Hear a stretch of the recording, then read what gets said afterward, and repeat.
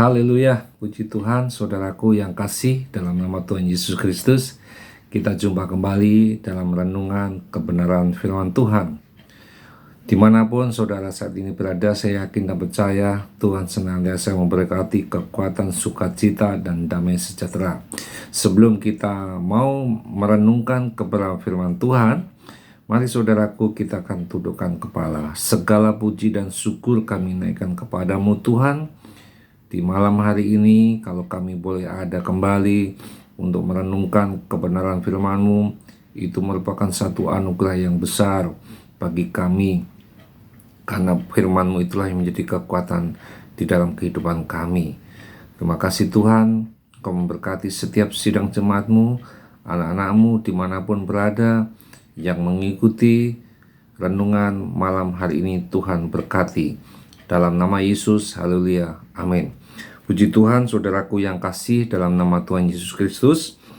Mari kita membuka Alkitab kita yang terdapat di dalam Mazmur pasal 71. Mazmur pasal 71 ayat yang pertama sampai ayat yang ke-6. Sebetulnya di situ sampai ayat yang ke-24, tetapi saya baca dari ayat 1 sampai yang ke-6. Kalau saudara sudah menemukan, saudara bisa menyimak dan saya akan membacakan kebenaran firman Tuhan. Mazmur pasal 71 ayat yang pertama sampai ayat yang ke-6 demikian bunyinya. Doa minta perlindungan di masa tua. Padamu ya Tuhan aku berlindung, janganlah sekali-sekali aku mendapat malu. Lepaskanlah aku dan luputkanlah aku oleh karena keadilan-Mu.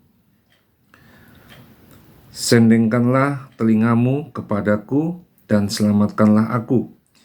Jadilah bagiku gunung batu, tempat berteduh, kubu pertahanan untuk menyelamatkan aku. Sebab Engkaulah bukit batuku dan pertahananku. Ya Allahku, luputkanlah aku dari tangan orang fasik, dari cengkraman orang-orang lalim dan kejam. Sebab Engkaulah harapanku yang Tuhan, kepercayaanku sejak masa muda, ya Allah. Kepadamulah aku bertopang mulai dari kandungan. Engkau telah mengeluarkan aku dari perut ibuku. Engkau yang selalu kupuji-puji. Saudaraku yang kasih dalam Tuhan, ayat ini merupakan satu pengakuan Raja Daud. Siapa yang tidak kenal Raja Daud? Di masa mudanya, dia sudah belajar menaruh pengharapan kepada Tuhan. Ini yang menjadi satu contoh bagi kita, di mana Tuhan masih memberikan kesempatan untuk kita belajar, ya, untuk selalu bersandar kepada Tuhan. Daud sadar benar bahwa Tuhan, ya, itu adalah satu-satunya, saudaraku, tempat sandaran dan pengharapan hidup, bukan yang lain. Nah, kalau kita melihat perjalanan Raja Daud, dia tidak pernah mengandalkan yang lain, tetapi dia selalu mengandalkan Tuhan. Nah, dia mengakui, saudara, ada satu pengakuan Raja Daud. Dia katakan apa? Dari kandungan ibunya, saudara. Kalau kita lihat di sini ayat yang 6, Engkau telah mengeluarkan aku dari perut ibuku. Ya, Engkau yang selalu kupuji-puji. Ada ucapan, ada pujian yang dikeluarkan oleh Raja Daud di masa mudanya. Nah, di ayat inilah dia selalu katakan apa? Kepadamulah, ya, aku bertopang mulai dari kandungan. Jadi ada satu pengakuan, ada satu pengharapan kepada Tuhan bahwa Tuhan itulah satu-satunya. Daud menyadari, saudaraku yang kasih, Daud menyadari bahwa manusia itu, saudara, ya, akan mengalami satu perubahan. Perubahan apa, saudara? Perubahan dalam perjalanan hidup. Yang muda menjadi tua, ya. Yang kuat, yang gagah perkasa tadinya itu menjadi lambat laun menjadi lemah. Kekuatannya berkurang. Daud menyadari. Nah, oleh karena itu Daud memohon kepada Tuhan, apa, saudara? Dia mengakui bahwa Tidak ada yang bisa diandalkan kecuali Tuhan. Begitu perkara-perkara yang ada di dunia ini, so, tidak bisa diharapkan. Daud menyadari bahwa apa yang diharapkan waktu masa hidupnya itu tidak ada arti, tidak bisa diharapkan, tidak bisa memberikan pengharapan, tetapi hanya satu-satu. Bahkan Daud mengatakan apa di ayat 9, janganlah membuang aku pada masa tuaku. Kenapa pada masa tua? Karena tidak ada tenaga, sudah semakin tua. Orang-orang yang mengincar, dikatakan apa? Janganlah meninggalkan aku apabila kekuatanku habis. Ini adalah satu pengakuan Raja Daud. Daud mengatakan, jangan sekali membuang aku Tuhan di masa tuaku. Kenapa? Karena di masa tua itu kekuatan habis. Nah, saudaraku yang kasih dalam Tuhan Yesus Kristus, apabila kita berharap kepada manusia, termasuk keluarga, segala macam saudara kita, anak teman saudara yang ada di ini, itu pasti akan mengecewakan. Tetapi di sini kita belajar bagaimana Daud, saudaraku ya, selalu mengandalkan di masa tuanya, ya, dia selalu menaruh pengharapan kepada Tuhan sampai masa tua. Bahkan di dalam Mazmur 144, saudara, di sana kita bisa melihat Mazmur 144 ayat 4 dikatakan manusia itu sama, saudara, apa? Seperti angin, hari-harinya seperti bayang-bayang yang lewat. Nah, Daud tidak mau mengandalkan manusia, tapi Daud mengandalkan Tuhan. Dia menaruh pengharapannya kepada Tuhan, ya.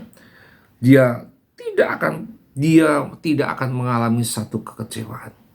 Karena di dalam firman Tuhan dikatakan, saudaraku yang kasih dalam Tuhan, di dalam Yesaya, di dalam Yeremia dikatakan demikian, saudara.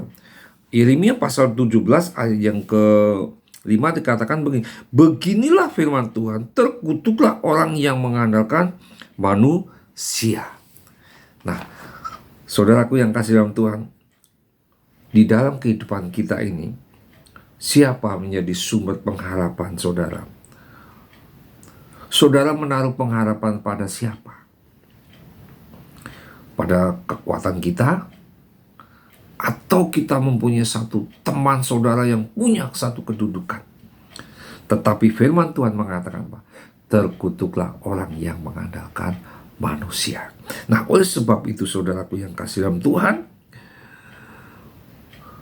kita mau berpegang tuh. Firman Tuhan itu menjadi pegangan. Karena apa? Tuhan itu adalah batu karang yang teguh.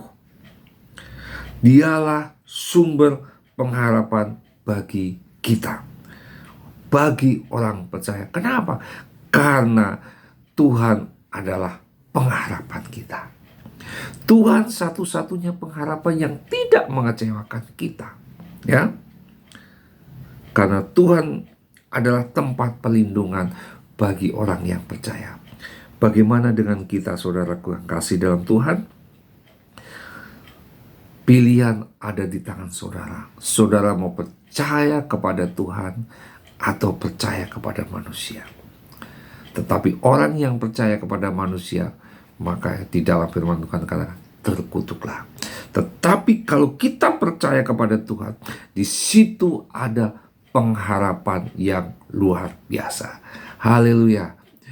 Puji Tuhan, saudaraku yang kasih. Hari ini Tuhan memberikan satu jawaban. Pengharapan itu ada di dalam Tuhan. Amin, saudaraku yang kasih. Saya yakin dan percaya, apapun masalah yang saudara hadapi saat ini, persoalan hidup, permasalahan rumah tangga, persoalan pekerjaan, usaha, mari kita taruh kepada Tuhan.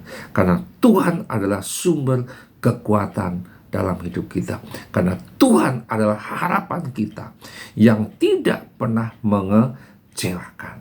Mari kita tundukkan kepala. Segala puji dan syukur kami naikkan kepadamu Tuhan.